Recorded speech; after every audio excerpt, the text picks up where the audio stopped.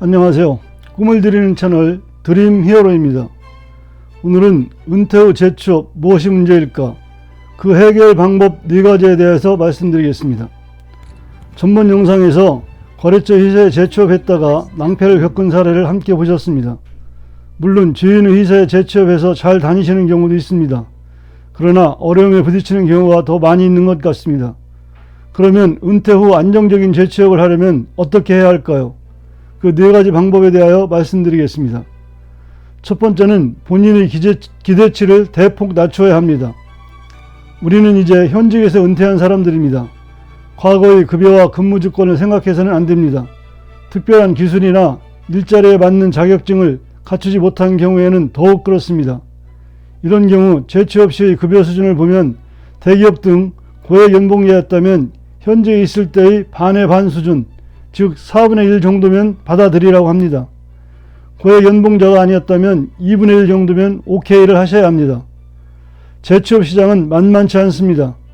한 가지 말씀드리고 싶은 것은 본인이 현재 50대 초반이라면 어떻게 해서든지 급여 조건을 따지며 재취업을 하셔야겠죠.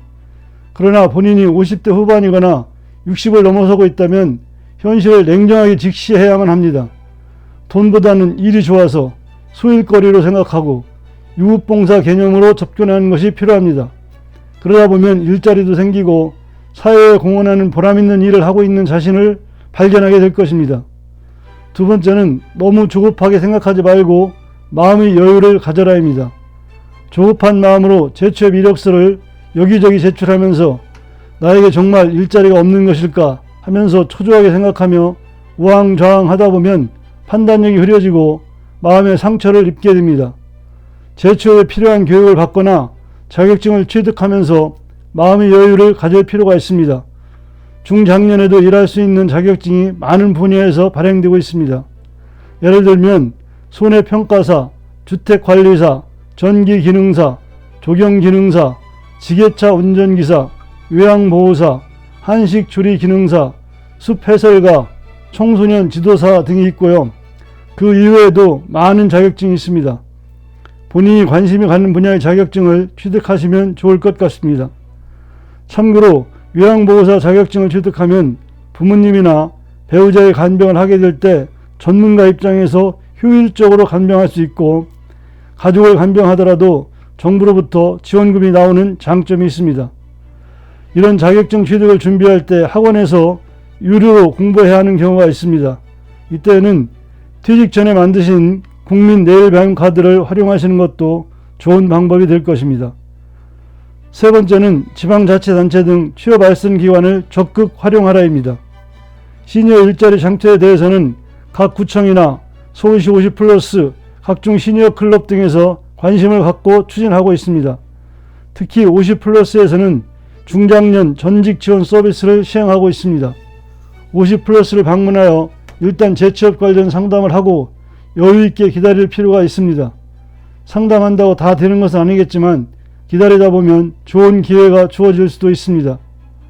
45세에서 60세까지를 신중년이라고 하는데 그 신중년 일자리 창출을 위해 많은 정부 유관기관에서 정책을 펴고 있습니다.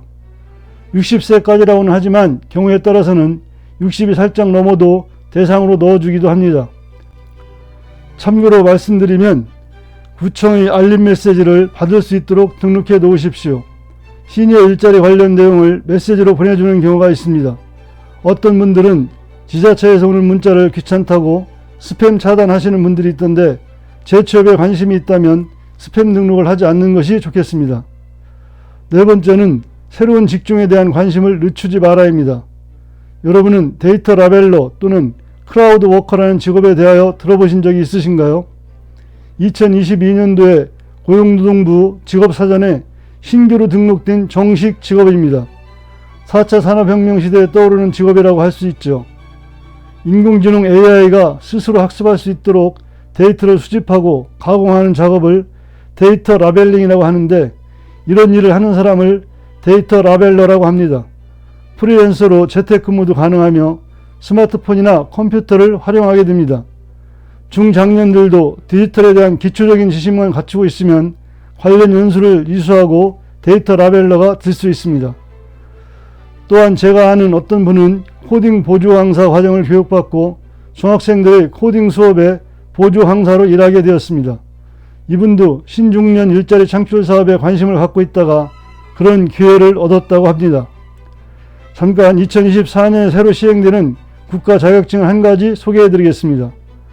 반려동물 행동지도사인데 농림축산식품부에서 주관하며 2024년 4월부터 시행하게 됩니다.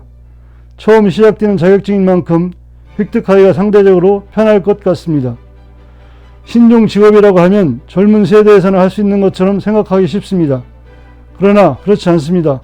꾸준히 신직종에 관심을 갖다 보면 중년 이후에서도 좋은 기회를 얻을 수 있습니다. 은퇴 후 재취업은 결코 쉽지 않습니다. 지금이 역정처럼 보일지라도 자기 자신을 믿고 사랑하며 용기를 잃지 마십시오.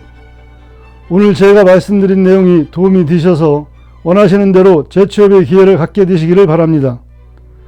오늘 영상은 여기까지입니다. 구독, 좋아요 부탁드립니다. 준비된 노후는 축복입니다. 감사합니다.